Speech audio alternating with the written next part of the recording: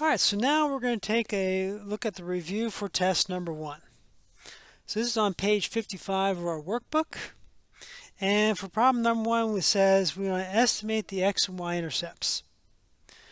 Well, the first thing we notice here, there's no x-intercepts. But we do have a y-intercept of 3. You need to write those as ordered pairs. So for the x-intercept, we're going to write down none. Y-intercept would be the point 0, 3. For number 2, x-intercept, I have one at negative 3. My y-intercepts, I have one at negative 1 and 2. So again, I have to write those as ordered pairs.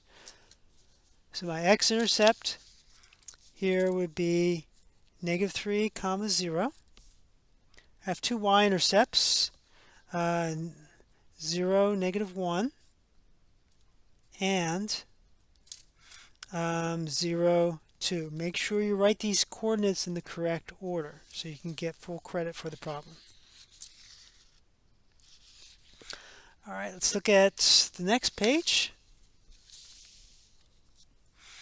So here, suppose that the relation H is defined as follows.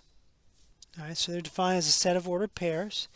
We want to give the domain and range of H. Write your answer using set notation. So remember, the domain here are the x values. If I have a repeating x values, I do not write them twice. I write them once. So I have 7, negative 5. I already have 7 written down, and then 5. And then my range here are going to be the y values. So we have this 9, 1, 0, and negative 5.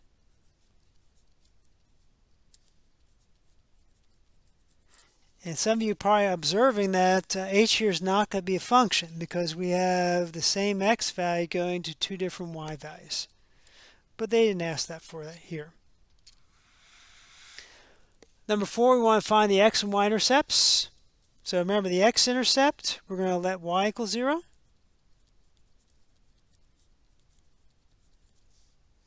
So it'd be negative 3x equals 18.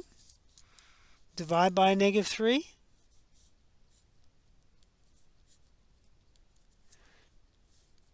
We're going to get x equals a negative 6. So remember to write that as an ordered pair, negative 6, comma 0. You don't want to lose points for that. Now to find the y-intercept, we're going to set x equal to 0. So the x term is going to disappear. If I divide both sides by negative 6, that gives me y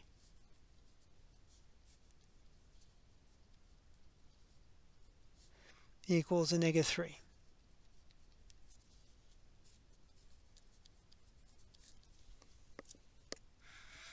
Now, if they also ask you to graph it, you could just plot these 2 points and draw a line through it, or you could solve the equation for y and then use your slope-intercept form to graph it. But they didn't ask that for here, so we don't need to worry about that.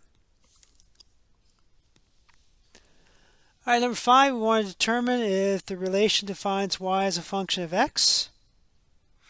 I go with my vertical line test. Any vertical line here passes through at most 1 point, so this is a function.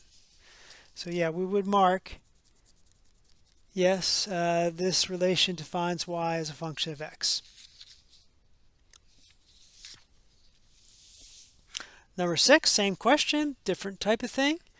I have 3 going to 4 different values here, so that would not be a function. That's not possible. In fact, if I plot these, all these points would line up in a vertical line. All right, let's take a look at number 7. So we're evaluating h at negative 4. So I'm going to plug in negative 4 for x.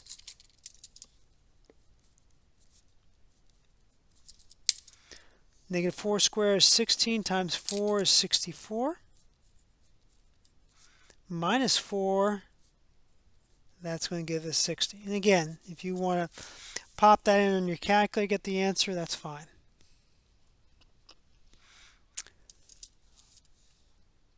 Let's take a look at number 8. So we're plugging this b minus 2 in for x. And again, we're going to have to be careful on this one because we're going to need to FOIL that out. So let's go to the side. So that'll give us b squared. Outer is a negative 2b. Inner is another negative 2b. That's going to give us the negative 4b. And then my last, negative 2 times negative 2 would be a plus 4. So that first part is b squared minus 4b plus 4. And on the second part, I need to distribute the 2.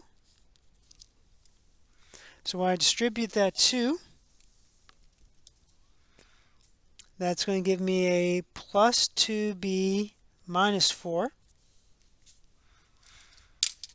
Now if we combine like terms, we'll get b squared. Negative 4b plus 2b is minus 2b. And those 4s go ahead and add up to 0. So we'll get b squared minus 2b as our answer.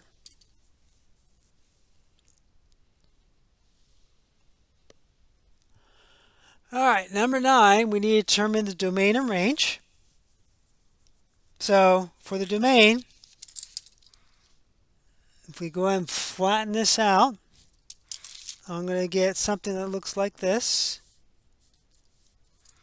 I'm projecting everything down. That goes from negative 3 to infinity, not including negative 3. So we'll put that in for our domain. Now when we do the range, when we squish this together, I'm going to get a filled in dot and then going all up. Even though this is hollowed out here, it's being covered by this thing over here when I squish this together. So that's 1 to infinity, not including 1. Remember, for range, it's always reading from the bottom to top. Domain left to right, range bottom to top.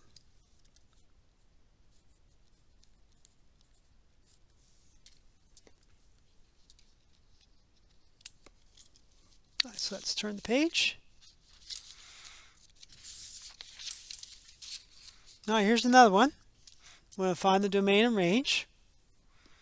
So again, when I'm squishing this down for my domain, it's starting here at negative 4 and going on forever. So this would be, sorry, be a parentheses because that's an open circle, my bad.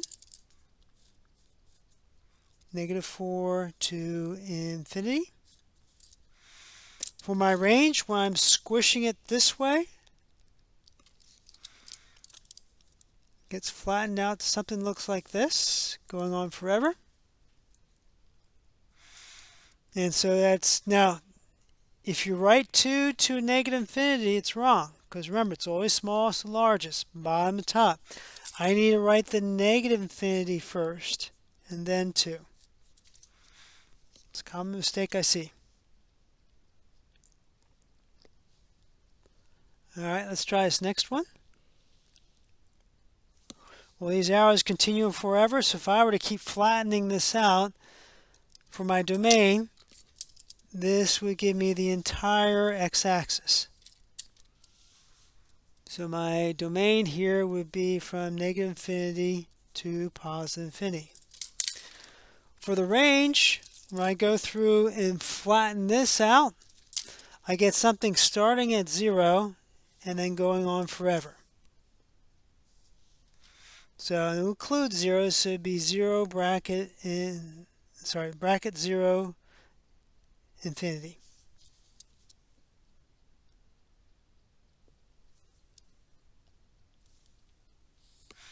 So let's go ahead and turn the page. Alright, so you should have these folks already memorized. So this is a matching game. You want to match from memory. So absolute value of x, that's my v-shaped. so that would be D. X squared, that's my U-shaped, that's A.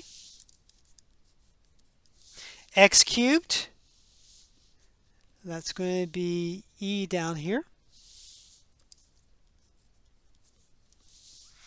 P of x equals the P of x equals the square root of x. That is going to be graph B. R of x equals the cube root of x. That would be graph F. And then T of x equals 1 over x. That's graph C. So mix and match. Everyone should get 100 on that one. All right, so let's turn the page. Use translate to graph the given function. So square root function. So I think about my parent function. Looks like this. I have 3 anchor points that I'm going to worry about. And then this plus 1's on the outside, so this shifts up 1. So 0, 0 becomes 0, 1. 1, 1 becomes 1, 2. 4, 2 becomes 4, 3.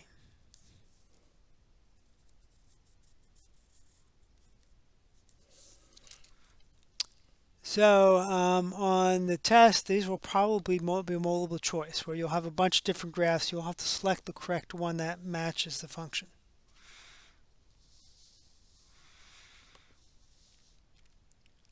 So here, absolute value of x, that's my parent function.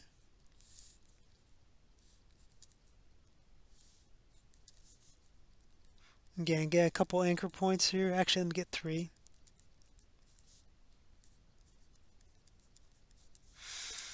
And notice the 3 is inside here, so this is a horizontal shift in the opposite direction. So this shifts 3 right.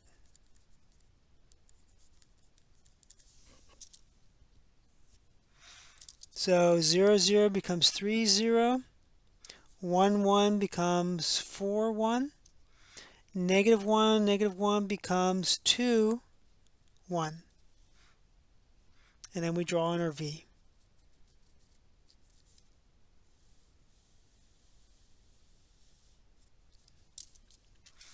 And so that would be our graph.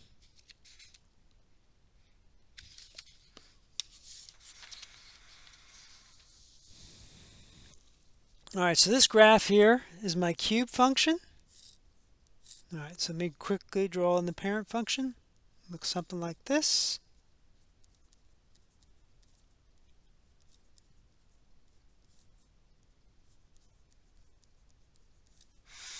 And this is shift to up. So we're shifting everything up 2. So 0, 0 becomes 0, 2. 1, 1 becomes 1, 3. Negative 1 becomes negative 1, 1. And then it's got to go through these points here. And it curves up like that, and curves up something like that.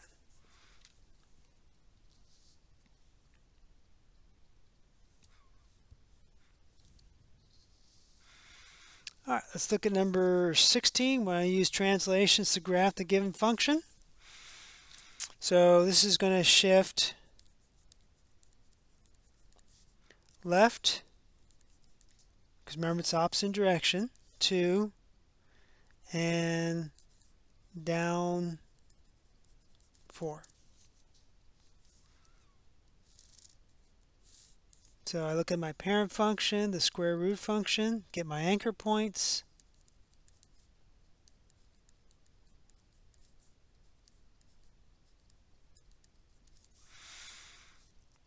And now I want to take each one, move them to left 2 and down 4. So 0, 0, left 2, down 4. It's down here. So left 2, down 4. 1, 1, left 2, down 4. 4, 2. That's going to be left 2, down 4. And then just kind of draw in my curve. Looks something like that.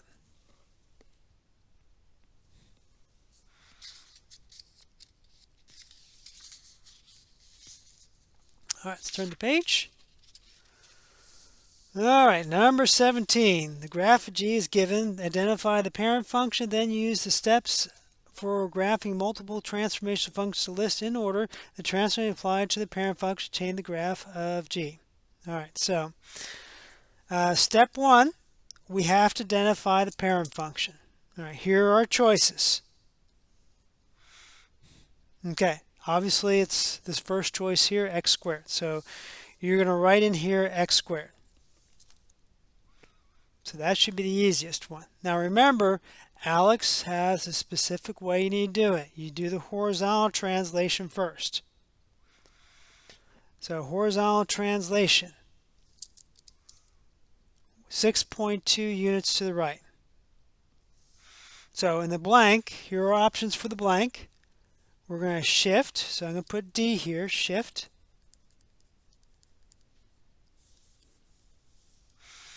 The graph of F, and I'm looking right 6.2 units, so that's going to be F.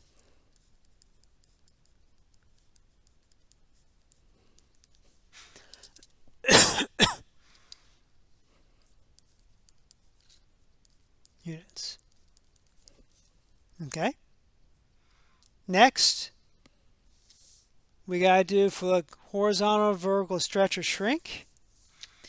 We have a vertical shrink. So on here, option, that's going to be option B, shrink. The graph, look at our options over here, vertically by a factor of 1/5. So that's going to be G.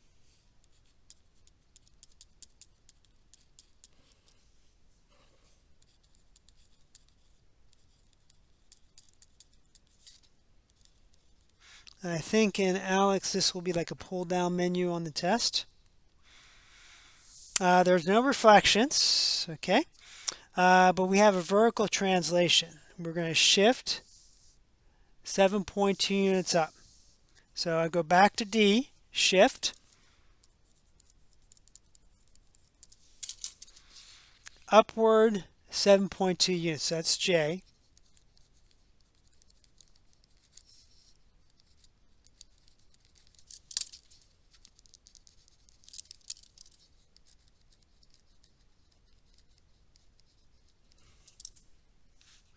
Again, these should be pull-down menus for you to do. All right, so let's turn the page. Okay, so now we've got our graph here. G is the dash, F is the solid. Looking at F of 1. So look back on the graph. The Y value is 1, so that should be 1. F of -4. Y value is approximately -3. So just kind of you're estimating here a little bit, so go with the closest value here. G of 0. So G is this dashed line. G of 0 is at 4. And G of -3 also happens to be at 4. So we're just plopping down the Y values.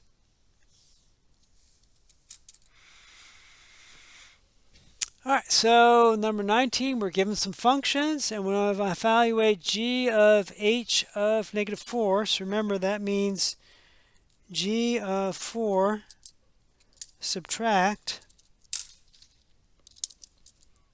H of 4.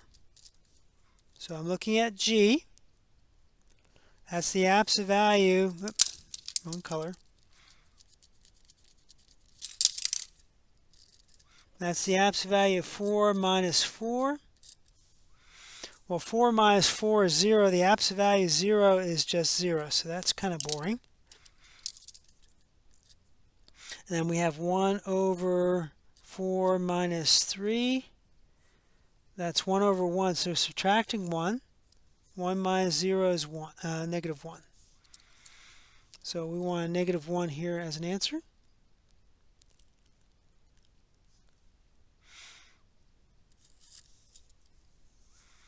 And number 20, we're doing composition. So we're doing f of h. Oh, they actually tell us the x value. My bad.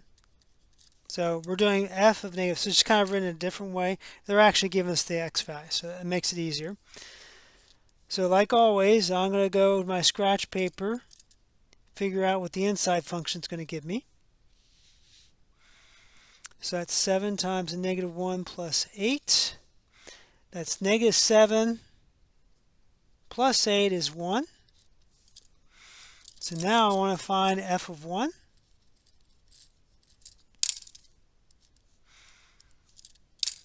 So that's going to be 1 cubed plus 6 times 1. That's 1 plus 6. And that's a fancy way of saying 7. So our answer here would be 7.